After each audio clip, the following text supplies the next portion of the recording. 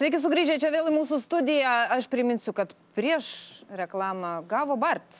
Visi, kurie mėgina dalintis postus, o ne duoti tų permainų. Tai aš ir jūsų ir klausiu.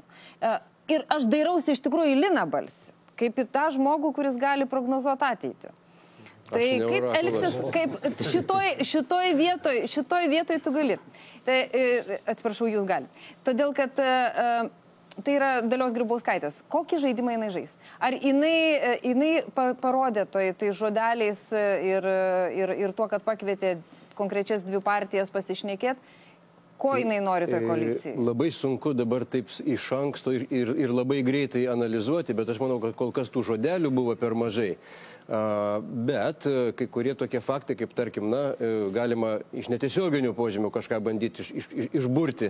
Čia kalbam galima tik burti, kai nesibuvęs viduje ir nežinai, kas kalbėjo, tai kas sakoma viešumoje visiškai nebūtinai ir dažniausiai netitinka to, kas buvo kalbama viduje. Tai čia yra jau tokia aksioma. Tai sprendžiant iš to, kad pavyzdžiui, susitikimo trukmė su ponu Karbauskiu buvo 45 minutės, man rodo, žiniasklaida pranešė, su ponu Landsbergiu ir Kubilium 40 minučių. Tai ką tai reiškia? Tai reiškia, buvo tokie malonų susitikimai, pasikalbėjimai, nieko labai nebuvo svarstoma, arba buvo tiesiog, bandoma prazonduoti, išsiaiškinti. Su Karbauskiu, aš taip čia dabar spekuliuoju, čia mano grinai nuomonė, jokių faktų neturiu.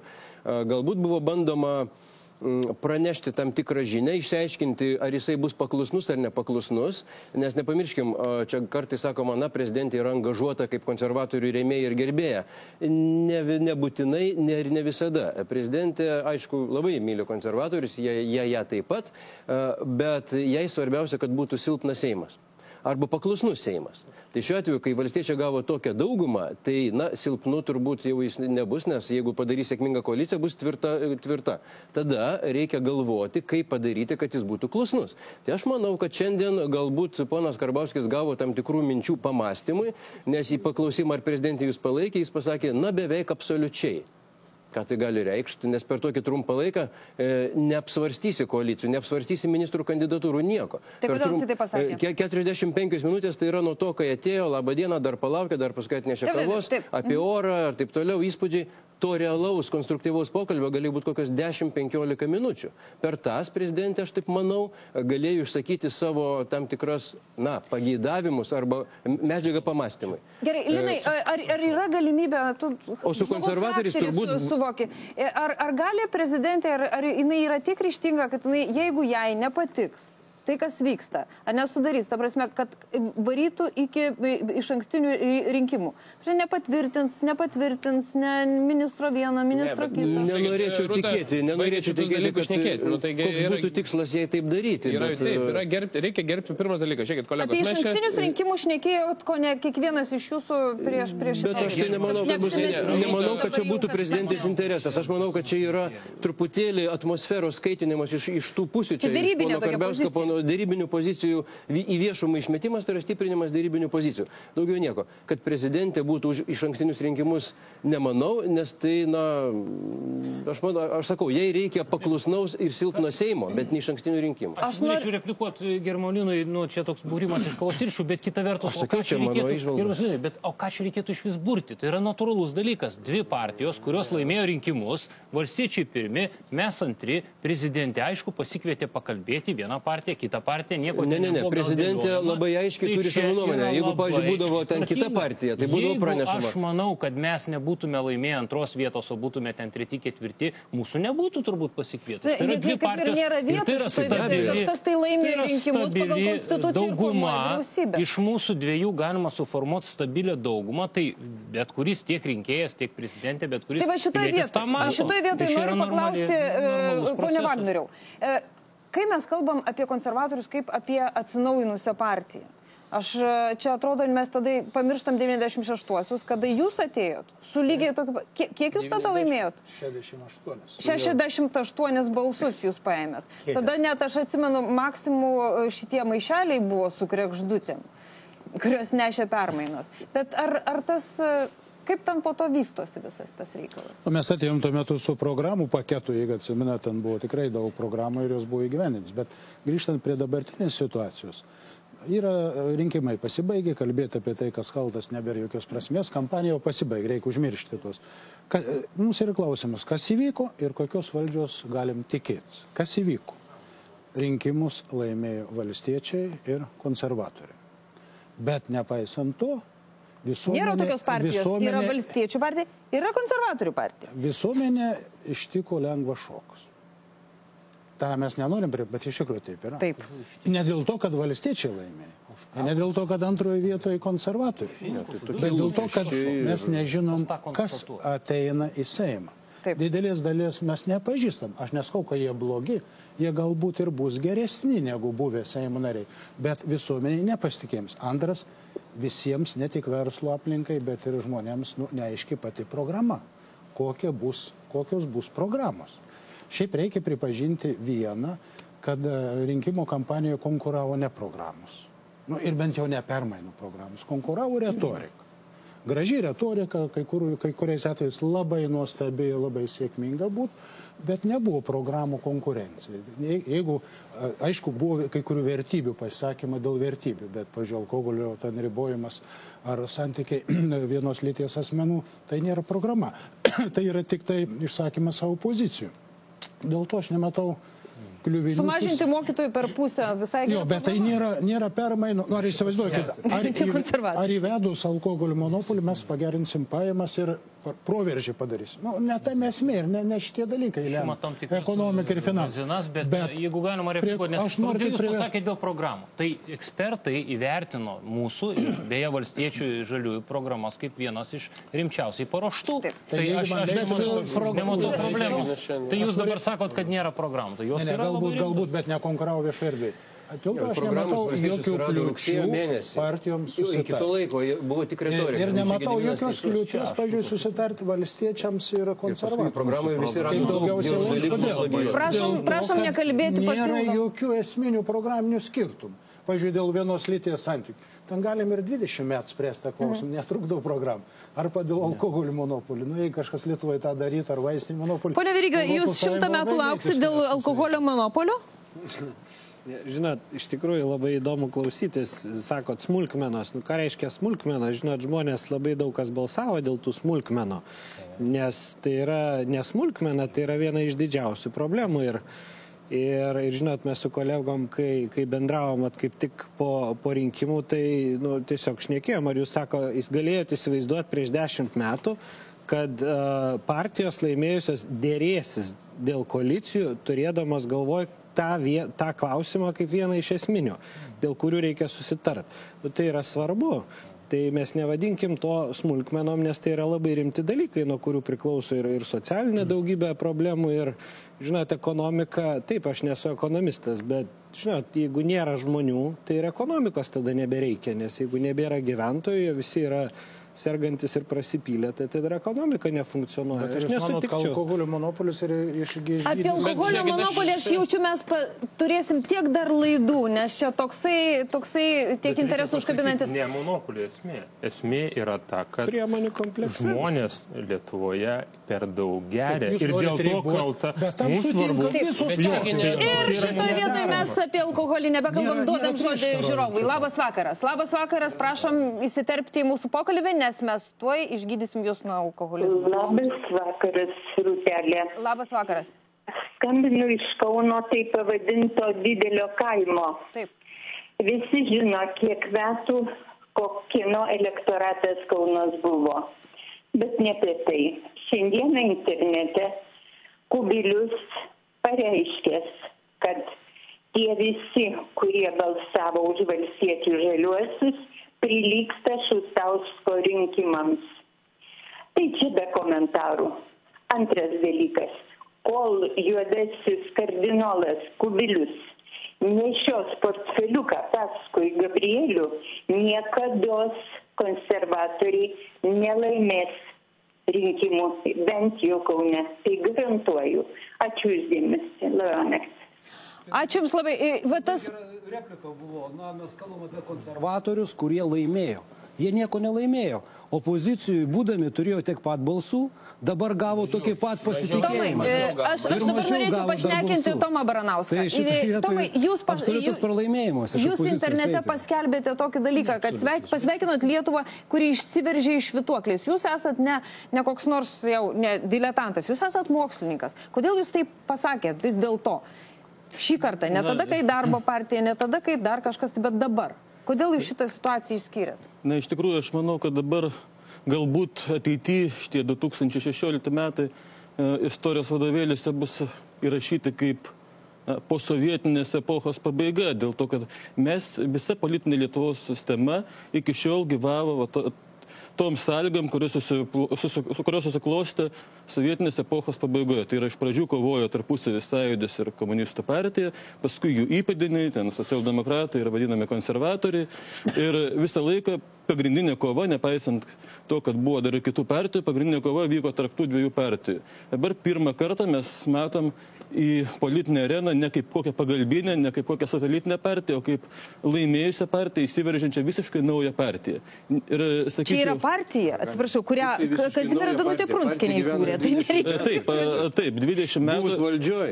Žinau, taip, jūs teisus, iš dalies jūs esate teisus, bet jeigu pažiūrėsim netgi per praėjusius Seimo rinkimus, ta pati partija dalyvavo ir gavo vieną mandatą, o dabar jau 56, tai čia yra didelė revoliucija ir iš tikrųjų tai jau nebėra ta pati partija. Jeigu ji būtų iš tikrųjų valstiečių partija, kaip ji iki šiol vadinama, galbūt ateityje ir pakeista pavadinimą, dėl to, kad realiai dabar jį atstovauja anaiptol ne tik valstiečius. Kaip atrodo? Nu, kaip čia pasakius, jį dabar iš tikrųjų jį dar nėra visiškai susikristalizavus, bet ką joje mato rinkėjas, tai mato alternatyvą va štai dualistinį politiniai sistemai.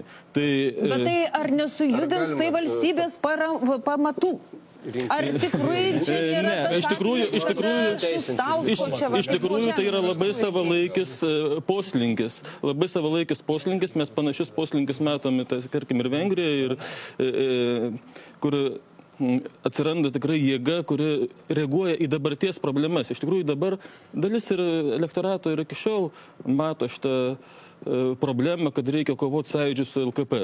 Bet didžioji dalis visgi rinkėjų jau supranta, kad šių laikų problemos yra visai kitos. Ne komunistų partijos ir sąjūdžio kova, o Lietuvos išmirimas, Lietuvos išsivaikščiojimas, gal galėtas pats alkoholizmas, Lietuvos suvereniteto praradimas, nekovojant, sakykime, su Briuselio biurokratais dėl Lietuvos interesų. Štai kur yra šiuolaikinės problemos. O kai kurie žmonės dėja gyvena tokiamis nuotaikomis, kad vis dar reikia kovoti sąjūdžiu su Lietuvos komunistų partija. Taip, Kęstuti. Aš nenorėčiau čia, gal žmonėms neįdomus teoriniai ginčiai, bet ir pats užsiminėjau politologiją, tai visiškai nepritarčiau šitai minčiai, kad čia kažkas įvyksta labai stebuklingo kitokio, švytuoklė išnyksta, o ten lygtai švytavo dvi partijos. Priminsiu jums tiesiog skaičiais. 2000 metai iš Tėvynės sąjungos lieka 9 asmenys parlamente. Ateina lygiai taip pat nauja viltis, naujoji politika, naujoji sąjunga ir koalicija su centro sąjunga, su dar kažko, Adamkaus projektas ir panašiai. Taip. Bet tai jūs pats sakėt, kad proveržys įvyksta vis atšokdamas, o dabar gal įvyko? Mes jau daug kartų šitaip spirokliuojam, vis ateina naujadarai. Tai buvo šaumėnai, tai vėlėtiniai. Bet pokytis gali įvykti. Tik tais, jeigu mes iš tikrųjų turėsime kitokių idėjų ir sugebėsime tartis. Štai, pavyzdžiui, jūs išgirdę kokį nors žodį iš šitos pusės, puolate aršiai ir ginatės. Lyg iš karto jūs įžeistų. Ir jeigu mes taip pat elgiamės, sakykime, tai mes nesusišnekėsim. Tai tada tai bus tikrai vėl toliau švytuoklės. Bet jeigu mes bandysim išgirsti jūsų mintį, o jūs pajėgsite išgirsti mūsų mintį, ir mes ieškosime susitarimo, tai tada iš tikro kažkas tai pradės keistis. Iki šiol vyksta tik susišaudymai. Aš sutinku, gerbėmėjai, bet tikrai mums įdomu klausytis, jūs apkalbate, mums girdinti, mums labai įdomu, nes tyrinėja kaip kažkokį fenomeną, kažkur čia atsiradęs dabar yra. Preparuojam. Visuomet būna po rinkimų, žinokit. Viskas gerai, labai gerai. Bet aš norėčiau suklust, kad buvo pasakyta, visuomenė ištiko šokas. Aš norėčiau pataisyti, dalis visuomenės ištiko šokas. Dalis visuomenės ištiko ir didelis šokas. Nemačiau gatvėse nieko šoknėjant. Bet faktas yra toks, rinkimuose dalyvavo virš 900 000. Iš jų antram turė pasirinko daugiau kaip pusė būtent valstiečius. Tai ką mes norime pasakyti, 500 000 žmonių pas mus nesusipratėlį, aš ne apie jūs, aš kalbu apie tai, apie Šustausko elektoratą ir taip toliau. Žmonės, kodėl balsavo, jie protestavo iš dalies į tą požiūrį į juos. Pastovus partijos iškelimas virš visko ir partijos interesas iškelimas ir jie sako, jeigu žmogus nesupranta partijos interesą, tai ne mūsų problema, tai žmogaus problema. Ir kokie žinutės išgirdo? Pirma, svarbiausia nepartinis biletas, o žmogaus sąžinė kompetencija. Antra, buvo pasakyta, nepartinė profesionalų vyriausybė. Visi kritikuoja, visi kaip. Aš sutinku, bet tas žiūrovas, kuris pasakė, baikit malti tą daiktą. Jis sako, sėskite, susitarkit vardan tos Lietuvos. 800 000 pabėgo iš tos Lietuvos. Virš 600 000 žemiau skurdo ribos. Ar nelaikas sudaryti nacionalinės vienybės vyriausybę? Tai yra kritinė riba. O kai kurie sako, ne, čia dar ne kritinė riba. Mes galim, kaip visada, vėl susėsti, pasidalinti ministerijas pagal įtaką ir taip toliau. Mes jums sakom, ne, šį kartą susėskime, jūsų programos yra geros, mūsų geros, apvienykime ir padarykime tą plačią. Žiūrovas ir tada jūs galėsit replikuoti. Labas vakaras. Labas vakaras. Prašom sakyti savo nuomonę. Rūta, labai malonu. Taip. Norėčiau pasveikinti visus išrinktus čia esančius ir palinkėti jiems sėkmės. Labai malonu matyti poną Urbšį. Kadangi siūloma čia daug pasikeitimų, aš manyčiau, kad jis vertas būti Seimo pirmininku arba vyriausybės vadovu. Jo yra genealogija puiku, tas žmogus turi puikią patirtį STT, jis labai daug gero padarytų. Dabar visi žavimi Skandinavijos modeliu. Medicina skandinaviška turi būti, mokesčiai ten diferenciniai, turtingieji dalyjasi su biednesniais, tam užtenka socialiniam programom. Dabar toliau turto apmokestinimas yra, alkoholio monopolis. Mano abu vaikai ten dirba gydytojais, dirba oriai uždirba ir pasakoja Gioteburge, matau, prie vienos parduotuvės tam tikrom dienom stovi labai daug žmonių. Pasidomiu, prie alkoholio pasirodo. Geria ir ten. Nevadykim savęs girtuoklių tauta. Nesižeminkim ponai lietuviai. Dabar žiūriu, sėdi saudarniukas, pavadysiu. Su tėvu mokiausi. 66 įstojau, jis sėdėdavo viršuje auditorijos, snausdavo, aš apačioj. Labai malonu, negi tu dabar vaikelį nieko nemoki kito dirbti, taip veržiesi į politiką. Nu, mano vaikai moka dirbti, bet ir tai džiaugiuosi už tave. Ačiū labai, ačiū Jums labai. Mes įsivaizduoju, kad Jūs daug turite. Tai žiūrėkit, vienas dalykas, mes visi kalbam apie fenomeną, nu galų galę nustokim ir gerkim tų žmonių valią. Žmonės šiandieną pasakė, nu taip yra, man yra keista, kad ir kitas yra dalykas, aš manau, labai negarbingas buvo šiek tiek iš prezidentės, kad ne visų partijų atstovus pasikvietė. Aš manau, būtų pasikvietusi visų partijų atstovus. Parlamentinių partijų. Ir su visais būtų pasišnekėjus. Aš, pažiūrėjau, puikiai tą suprantu ir šiandien irgi tą patį sakiau. Vienos tautos vyriausybė. Bet atsiranda kai kurie atstovai pasako, aš su to neįsiu, aš su to neįsiu, aš su to neįsiu. Konservatoriai sako, mes neįsim be liberalų, tada sako, mes tada iš vis neįsim. Mes tą visą girdėjom, tas negražumas labiausiai suerzina žmonės. Bet labiausiai, kas suerzino, nes kadangi jūsų laidos klausimas yra apie Gabrielį ar būti ar nebūti jam premjeru, kas labiausiai suerzino? Kad senelis atvedė už rankų ir pasakė, va šitas tai bus tautos išvaduotojas. Ir man buvo gėda, nes aš tikrųjų, aš pažiūrėjau tą patį Paulių Saudargą, kur aš mačiau, kad Paulius turi būti. Nes Paulius dirba politikoje, Paulius dirba 2 kadencijas Seime, Paulius pradėjo nuo pat mažų dienų siekti, o jis nieko nedarė, ant kelių sėdėjo, Čiurlionį grojo, žinai, supranti, ir jis sako, dabar bus partijos pirmininkas, ne, aš čia perfrazuoju. Tai žiūrėkite, palaukit, bet kas tai yra? Reiškia, pas mus valstybėje susiformavo praktika kaip Baltarusijoje, kaip Lukašenka savo sūnų atveda ir sako, čia būsimas prezidentas, nes tik jisai vienintelis gali būti. Ir va čia žmonės nusintė aiškiai signalą, kad gerbimiai, mums nereikia reformų, mums nereikia nieko. Baikit jūs atvesti savo žmonės, baikit pastatyti tam tikras krėslus ir pozicijas. Va šito šiandien žmonės yra pavargę. Ir šito žmonės šiandien nori. Aš manau, Tomai, antro turo ne fenomenas. Aš norėčiau, kad Tomas... Gerbkime, čia mes turim vieną nepolitiką. Nu, toks pusiau. Nu, sakykime, tautininkų, bet tai, sakykime, nu, nepretendavau jau ir tapti. Niekada nebuvo Seime. Taip, nu, realiai tik gerai, dabar jau mes jį suvalgysim ir tada pažiūrėsim, ar jisai galės po to šnekėti, ne?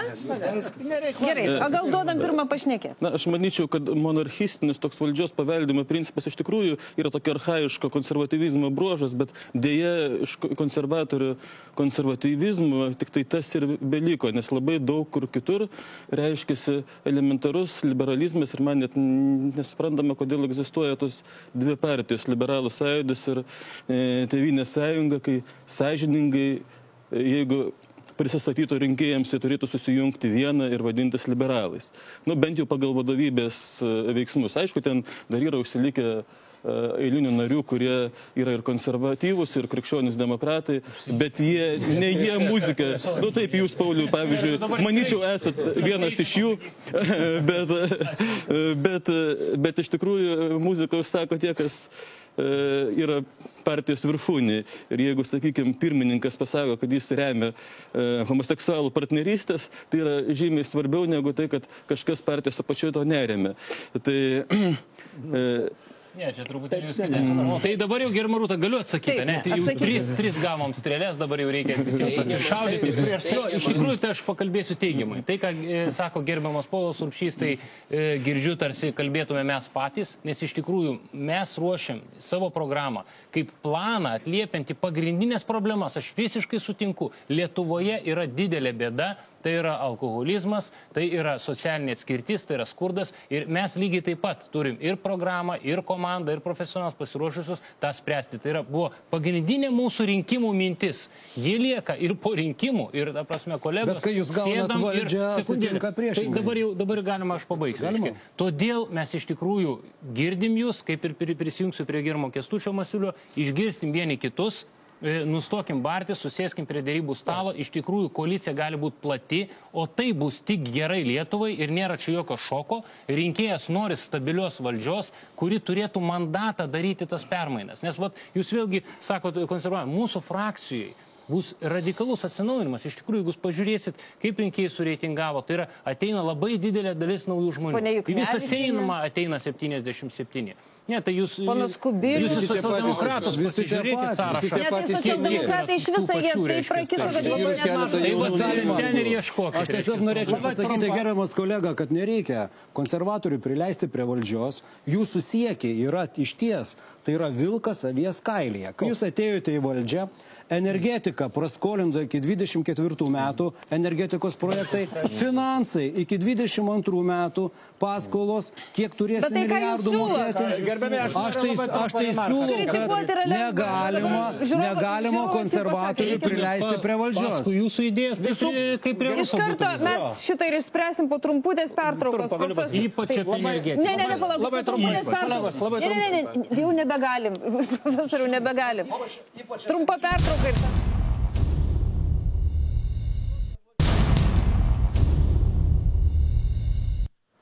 Sveiki, čia sugrįžti taip į mūsų studiją. Kęstuti, jūs norėjot... Gerbimi kolegos, noriu paprastą dalyką, pavyzdį pasakyti. Programos yra, iš tikrųjų visų programų atspindys yra biudžetas. Mes pateikėm biudžetą, aš nematau iš ne vienos kitos partijos, kad būtų pateiktas koks nors alternatyvus biudžetas. Aš pabandžiau pagal pateiktas programas, kurios yra pateiktos partijų, paskaičiuoti, koks turėtų kitų metų būti biudžetas. Tai tas diferencialas išmėtytas yra maždaug tarp 4 milijardų eurų. Kitaip sakant, fantazija yra didžiulė. Lietuvai reikalingas bus vienas biudžetas. Visos priemonės, kurias jūs darysite, geras ir blogas, turės būti biudžete. Turės būti inventorizuota visa investicijų programa. Viskas kitas. To pakolkos dalyko nėra. Iki priėmimo biudžeto liko 1,5 mėnesio. Mes diskutuojam apie skrusdėlyčių urzgimą, apie kitus dalykus, kas toks, bet iš tikrųjų tai turėtų būti dabar diskusija rimta apie biudžetą.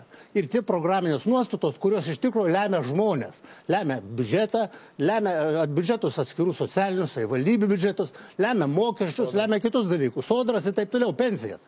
Tai va šitie dalykai yra iš tikrųjų svarbiausi. Bet prie jų kažkodėl tai mes ir Seime niekad neinam ir kaip taisyklė čia jų vengiam. Jūs norit pasakyti, kad pirmieji metai šitos permainų koalicijos jau faktiškai yra biudžete? Jeigu nieko nėra, absoliučiai nieko nėra. Forma, tai bus biudžetas. Dabar pirmas klausimas vyks kitą savaitę. Iš tikrųjų tai nepasiruošto yra jam ir tas biudžetas bus toks, koks priimtas senos vyriausybės. Tai ką tai reiškia? Aš galiu pasakyti dabar. Palaukit, biudžetas yra didžiulis dalykas. Iki šiol su jumis 8 metais sugebėjom suvaldyti biudžetą. Naktinės reformos. Naktinės reformos. Jums tą patį reikia. Ne jums, bet galbūt biudžetą du dalykus. Pirmas dalykas. Bet reikia susitarti pirmiausia, kas tą darys. Tai čia nėra. Daryti reikėjo, tik kitaip daryti reikėjo. Jo, tai dabar dėl biudžeto. Negalima žiūrėti, reiškia, į biudžetą kaip buhalterinę kategoriją. Klausyk, ką tu mokai? Mane mokai kaip žiūrėti biudžetą. Ne, aš jūsų nemokau. Aš tiesiog noriu pasakyti nuomonę. Antras dalykas, tai ekonomika, jos gerovė turi tarnauti, pajusti žmonės. Tai va čia yra prioritetas. Ne atskiri... Dabar dėl pinigų. Mes iš tikrųjų apie tai kalbėjom. Vien PVM yra apie milijardas eurų per metus. Tai viskas tvarkos. Yra ekspertai, yra paskaičiavimai. Mes pateiksim biudžetą. Pirmas darbas tai yra peržiūrėti biudžetą valstiečių. Antras darbas yra pristabdyti tą darbo kodeksą. Pradėjo darbą? Jo. Kurioje vietoje? Suspitikim, pašnekėkim, bendras čia Lietuvos produktas yra, ne jūsų produktas. Jo, tai žiūrėkit, tai už tokį požiūrį buhalterinį į biudžetą, kad... Gerbiamasis... Jo. Taigi biudžetas bus subalansuotas. Jeigu kalbas, visiškai kalbėti, nes...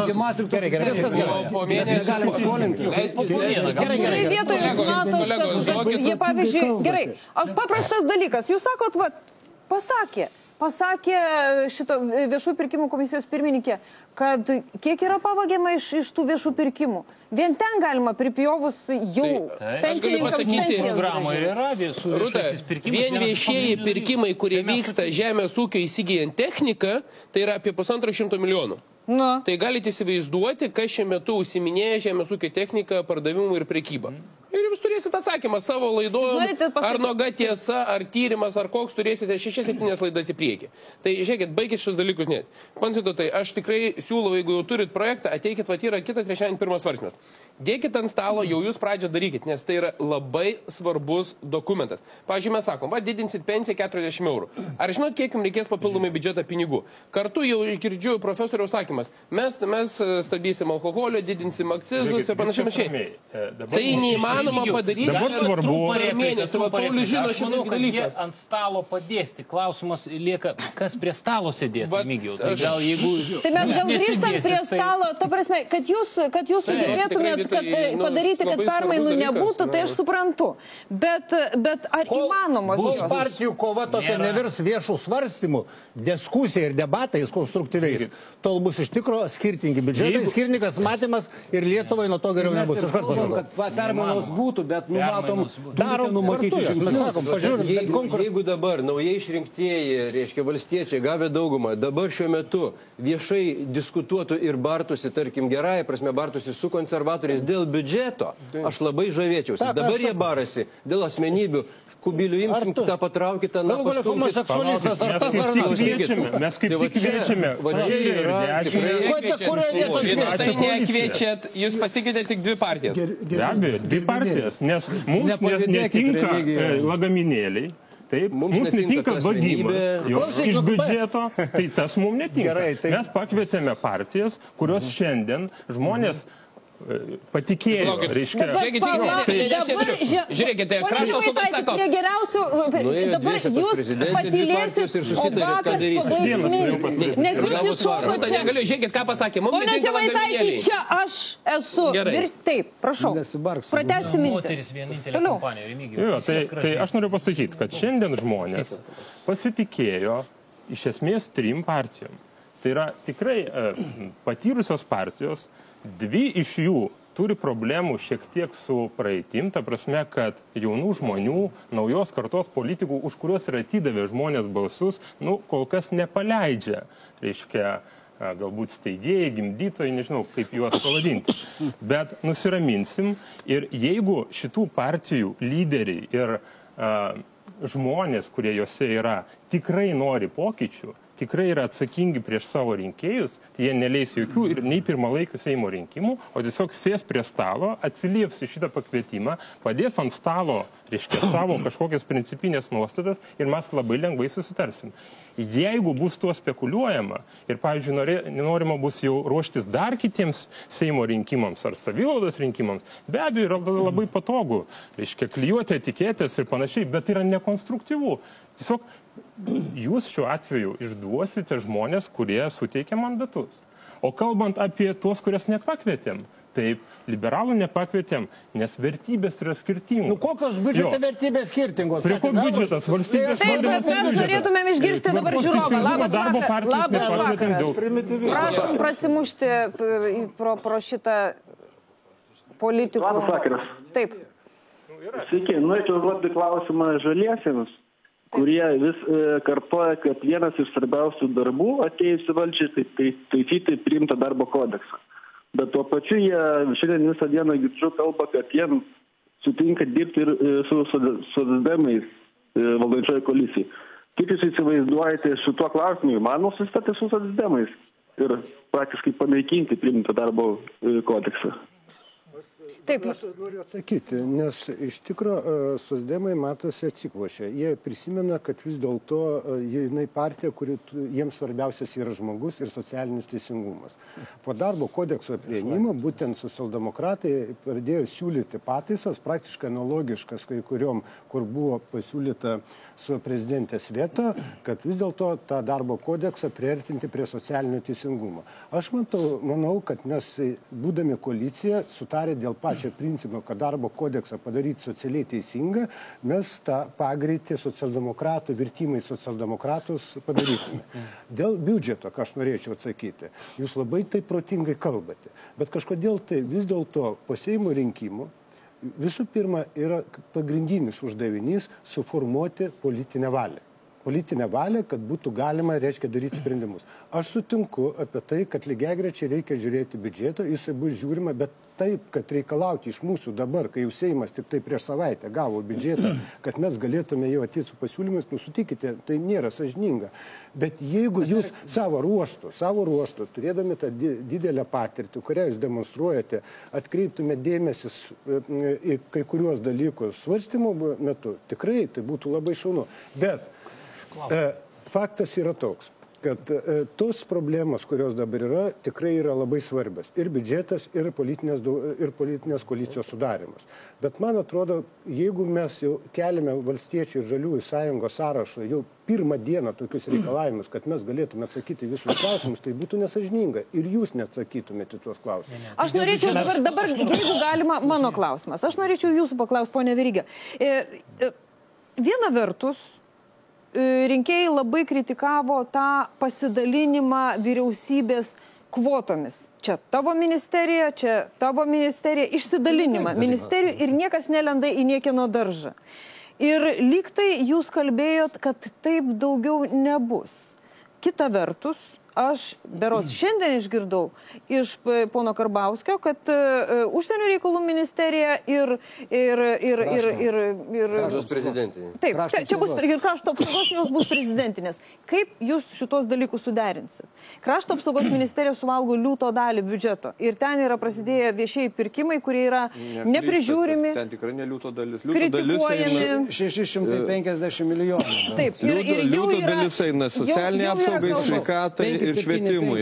Tikrai nereikėtų čia daryti klaidų. Yra finansuojamos maždaug 3 kartus mažiau, pavyzdžiui, medicina, negu ES vidurkis. Ne apie vidurkius kalbėkim, bet kalbėkim apie vidurkius ir apie paslaugas, kad žmonėms, kurie išsiilgė tų permainų, bet nereikėtų stengti žmonės supriešinti su krašto apsauga.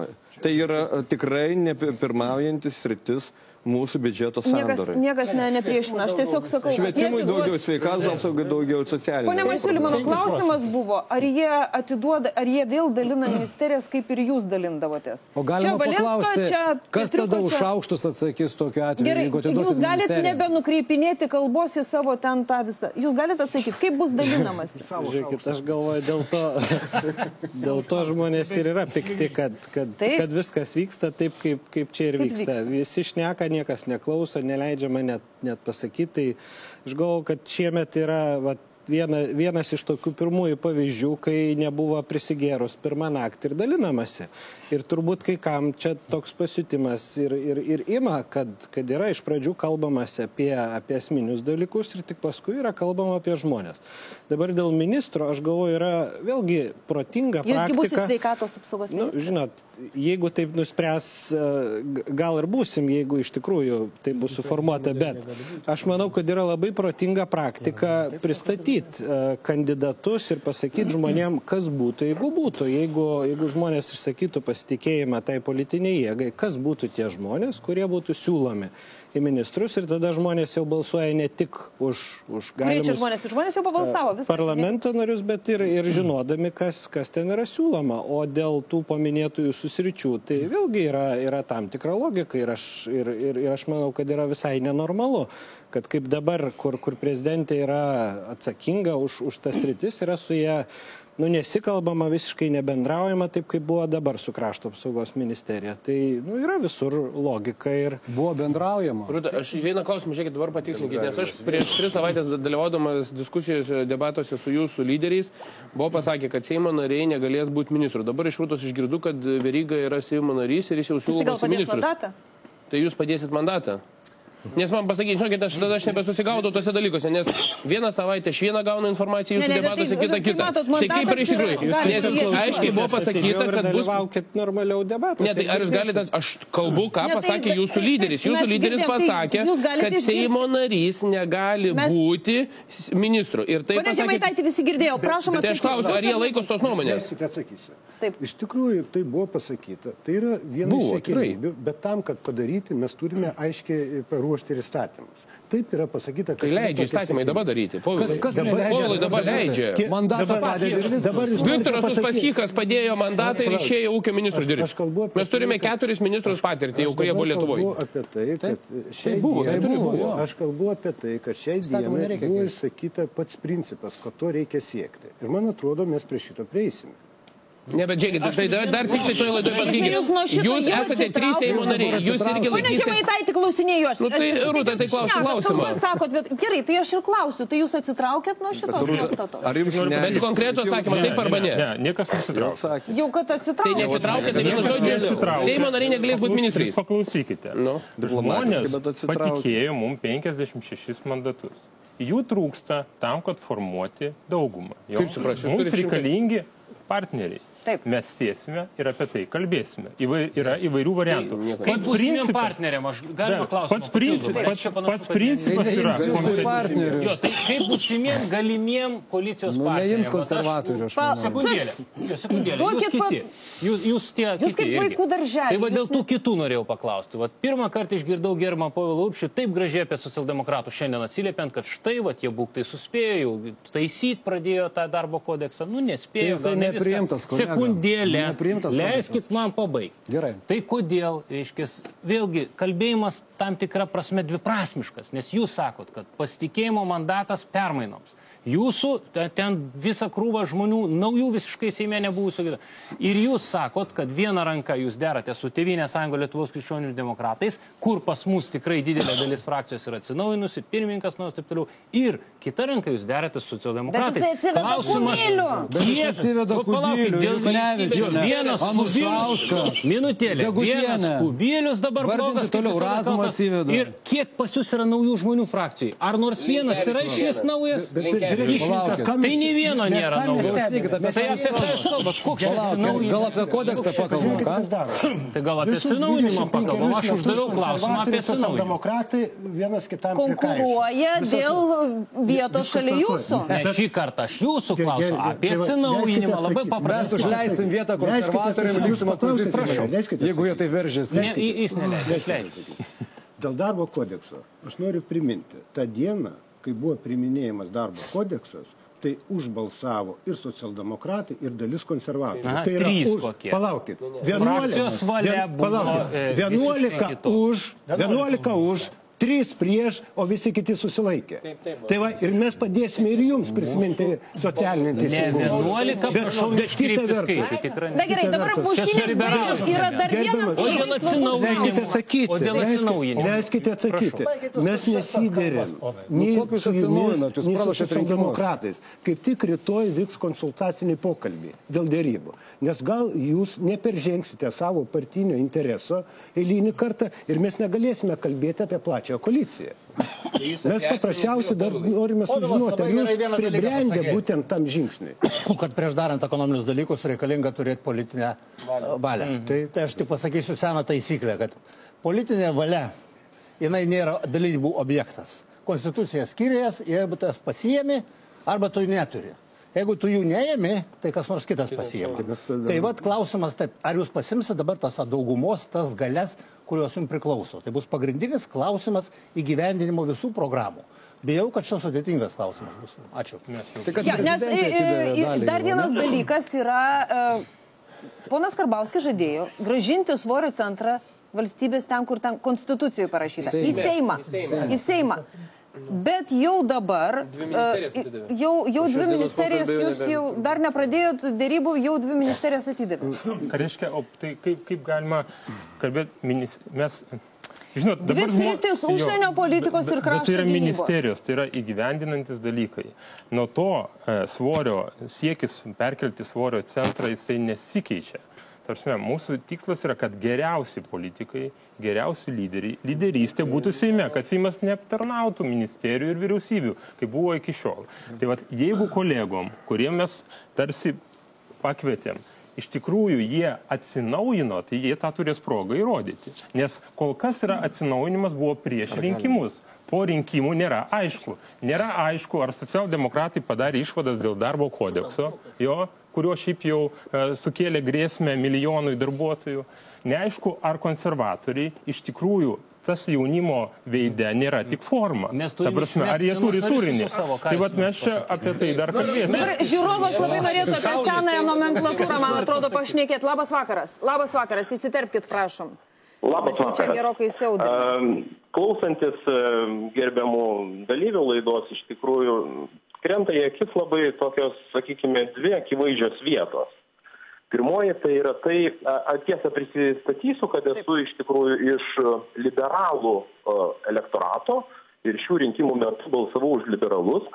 Bet šiai dienai, kas man labai krenta į akis? Visų pirma, sakykime, krenta į akis visos senosios nomenklatūros, jeigu galima taip juos pavadinti.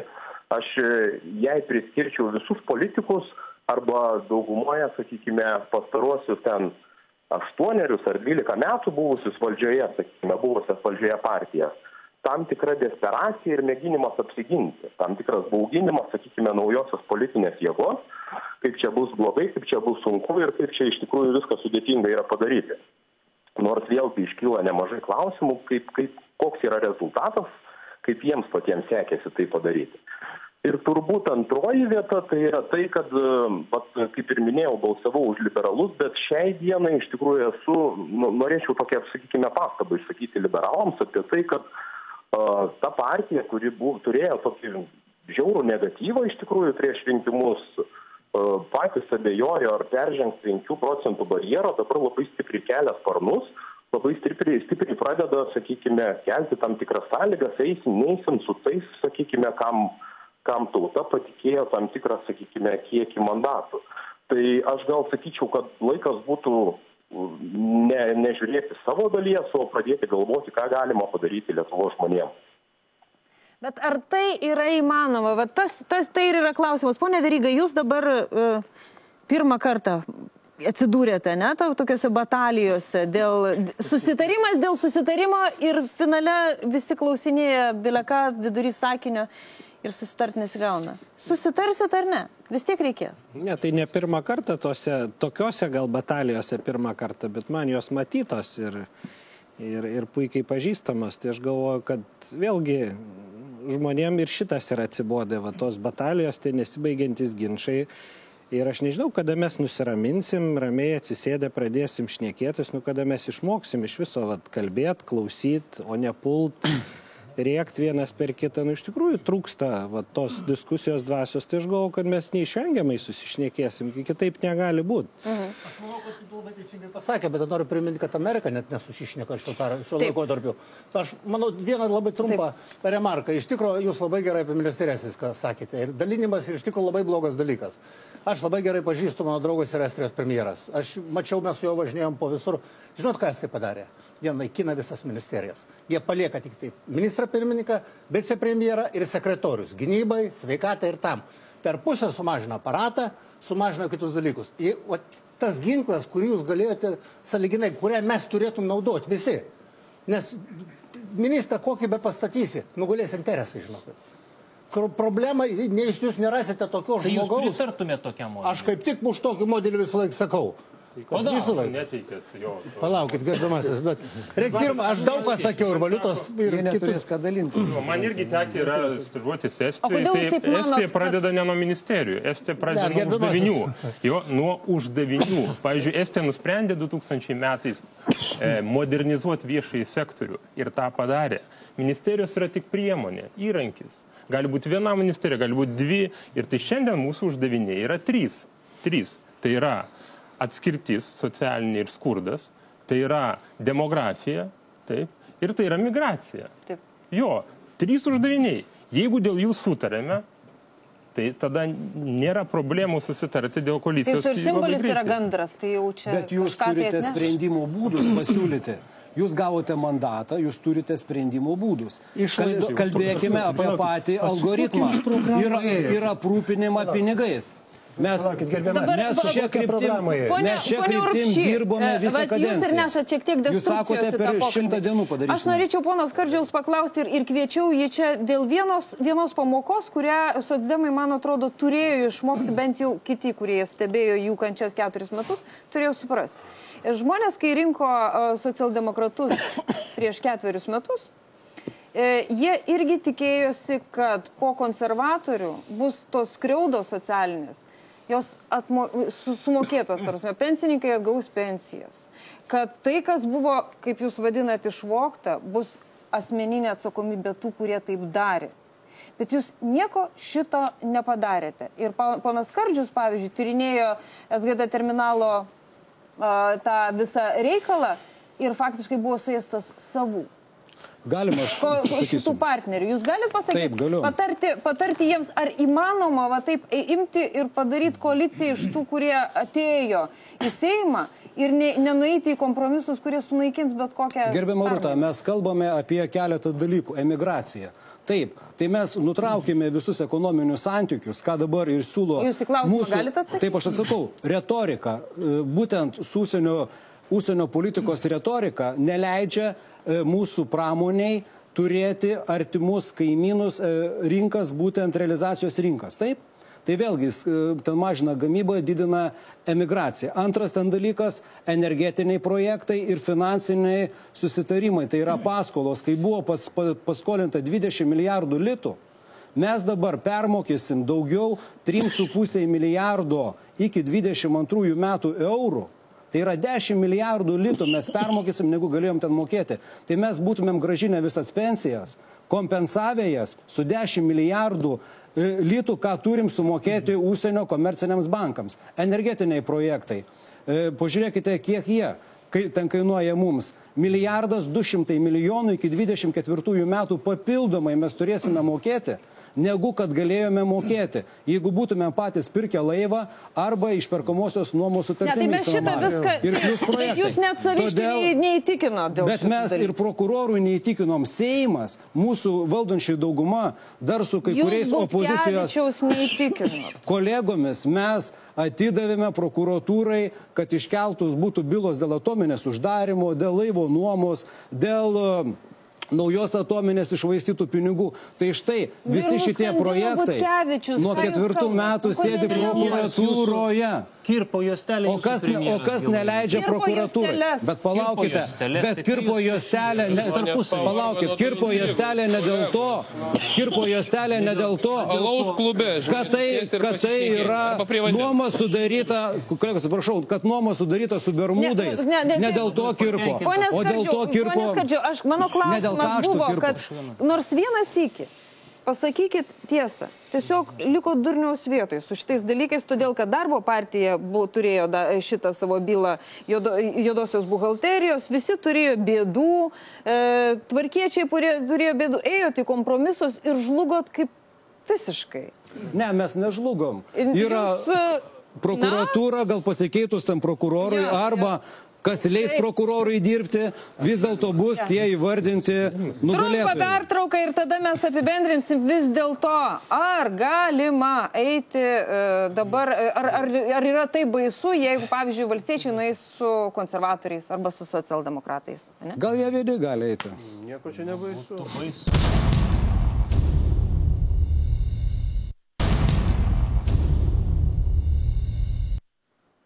Jūs nutraukė, ponė Skardžiau, jūs ir pasakykit, susitars ar ne?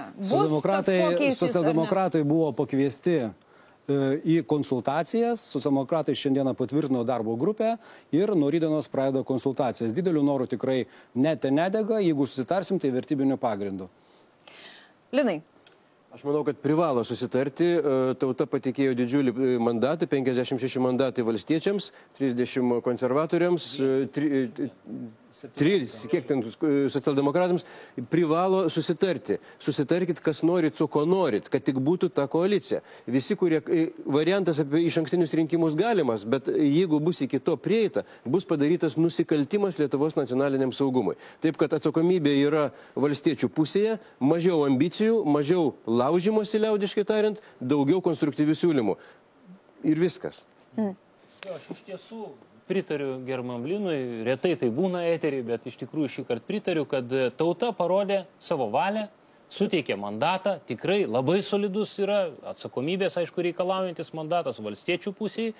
Mes taip pat ir pirmo turo rezultatas yra puikus ir turim 31 mandatą, kas kartu mums leistų būti tikrai stiprių, didelių, plačios koalicijos branduolių.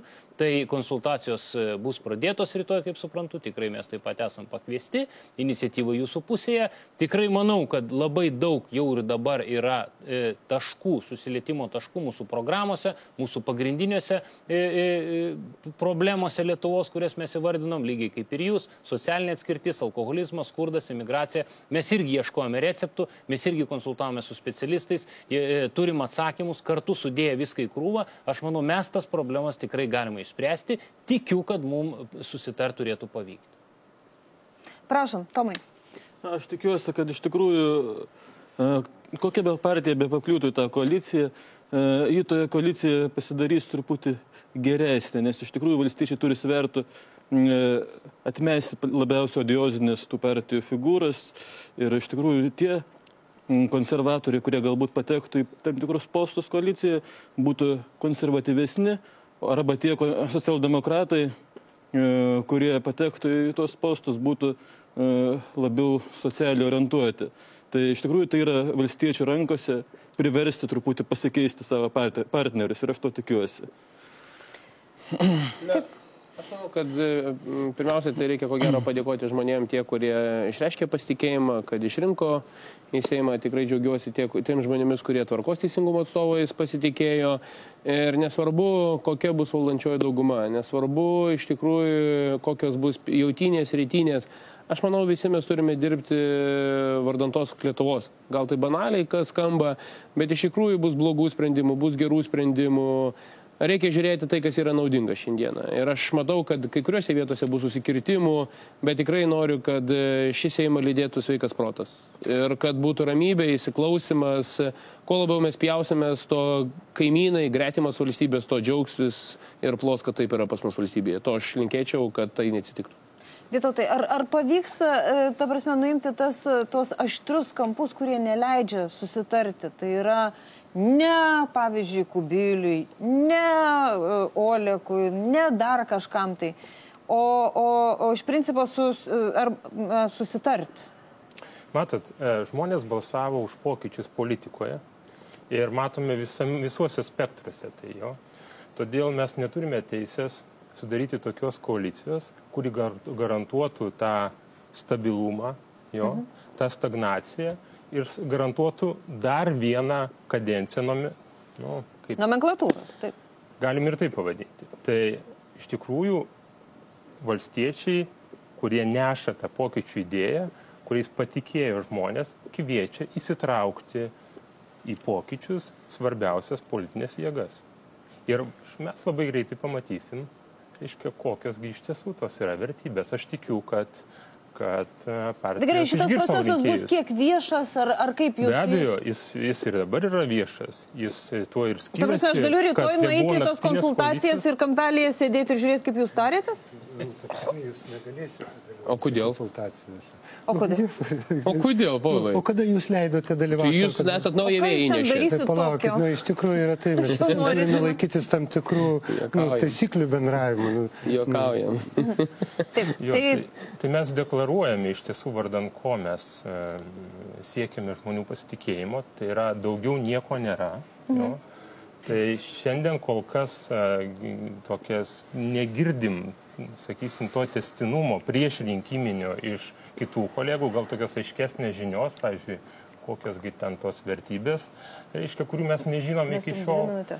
Bet tos vertybės, kurias deklaravot iki rinkimų, mums tinka. Taip. Patinka ar nepatinka, laimėjo rinkimus valstiečiai ir jie turi konstitucinį teismą suformuoti naują valdžią. Jie turi galimybę stiprią koaliciją padaryti ir turėti stiprią vyriausybę. Ir tikiu, kad jūs tuo pasinaudosit. Ir aš tikrai netmešiau tos trijų partijų, didžiųjų partijų koalicijos. Tai galbūt ir atneštų to stabilumo, kurio mes kartais turim abejonių. Mano patarimas būtų toks: siekit permainų. Bet nesiekit tų permainų su konkrečiais asmenim. Yra geriau su programinėm naujom nuostatom. Ir antra, nedarykim tik Lietuvoje naujų eksperimentų. Tai, kas jau yra gera, yra surasta. Jeigu mes Lietuvoje ieškosim naujadarų, kaip visuomet, kaip valiutų valdybos modelį, ar dar kas nors, mes visuomet pralaimėsim. O dar paskutinis dalykas, kuo reikia vadovautis. Atėjus į valdžią reikia galvoti, pirmą dieną galvoti, kaip iš jos reikės išeiti. Pane Veryga. Iš tikrųjų, aš galvoju, kad vis tiek tas porinkiminis toks šurmulys, jisai nurims ir sveikas protas grįž, po žmonės bus mažiau tų emocijų ir aš net nebejoju, kad tie pokalbiai bus konstruktyvūs ir svarbiausia, kad bus kalbamas vėlgi apie tas pačias vertybės, apie vertybinius dalykus, dėl kurių pirmiausia ir bus tariamas. Ir jeigu, aš tai net nebejoju, kad pavyks susitart, o dėl tų naujovių, kaip jūs sakot, ar jų reikia ar nereikia atradinėti. Žinoma, yra dalykai, kurių nėra prasmės atradinėti, nes jie yra atrasti, bet spręst problemas tais pačiais metodais, kuriais jau nepavyko išspręsti, turbūt irgi nelabai yra prasmės. Pane Veryga, aš labai noriu čia prie žiūrovų jūs pakviesti, nes tas reikalas, kurį jūs dabar pradėjot sakyti, yra vertas atskiros diskusijos. Būtent tai, ką jūs norit, tos vertybės, tos dalykus, tos pokyčius konkrečius, kuriuos jūs norite, ateisit, paaiškinti žmonėm. Gerai, ačiū. Pone Masiuli, tarkit pabaigos žodį. Gerai, man tai yra suprantama, kad... Nes su jumis atrodo įmanoma susitarti. Su manim įmanoma, aš netgi dėšiu tos dalykus. kaip reikia ieškoti sutarimo. Tai pirmiausia, iš tikrųjų, čia teisingai kolegos įvardino, kad pirmiausia reikia sutarti dėl pagrindinių problemų, kur nėra problemų, mes ten lengvai sutarsim. Dėl problemų, kurios yra šalies didžiausias problemas, bet nesprendžiamas arba neišsprendžiamas iki šioliai. Tai aišku, yra regionų problematika, socialinis skirtis, teisingai sakot, migracija. Čia matyti tikrai reikia dėl to sutarti. Tačiau jeigu mes pažiūrėtumėm tada sekantį žingsnis turėtų būti. O kaip mes siūlome, kokiu keliu? Vienas problemas gali būti labai liberaliai sprendžiamas, kitos kitaip. Tai dabar kokiu keliu mes spręstume? Jeigu mes vėl ir dėl to sutarsime, tada reikia ieškoti pačių stipriausių savo žmonių arba kitų žmonių. Pačių stipriausių, ką Lietuvoje turime, negailėti jiems gero atlyginimo ir kad jie ateitų ir dirbtų šitoj srity. Sekantis dalykas, iš tikrųjų reikia savo geriausius žmonės nesiųsti, kapstytis praeitį, nieko ten neiškapstysit, o vėl turėsim tą patį, kad žmonės pradės neapkęsti, bet štai tada jau jūsų. Palikit žurnalistams kapstytis praeitį. Teisingai, čia jūsų darbas. Taip, čia mūsų darbas. Ir mes tai darysim ir su dideliu entuziazmu. Gerbimieji, aš atsisveikinu su jumis, bet prieš tai noriu pakviesti rytoj įjungti patriotus, paskutinė instancija noriu pasakyti. Patriotus, nes ten aš kalbėsiuosi su Viktoru Šivaldinu, žmogumi, kuris valdė atominę elektrinę ilgus metus ir kuris stebėdamas šią rinkiminę kampaniją, kuri prasidėjo nuo vaikščiojimo su atominės grėsmės ženklais ant pilvų, juokėsi ir sakė tikrai baisių dalykų apie tai, kas darosi Astravo elektriniai, apie kurios mums niekas nieko nesako. Taigi susitiksim ir pasišnekėsim apie tai, kas ten yra ir kodėl ta elektrinė neišvengiamai bus ir ką mums daryti. Viso gero. Likit su Lietuvos ryto televizija.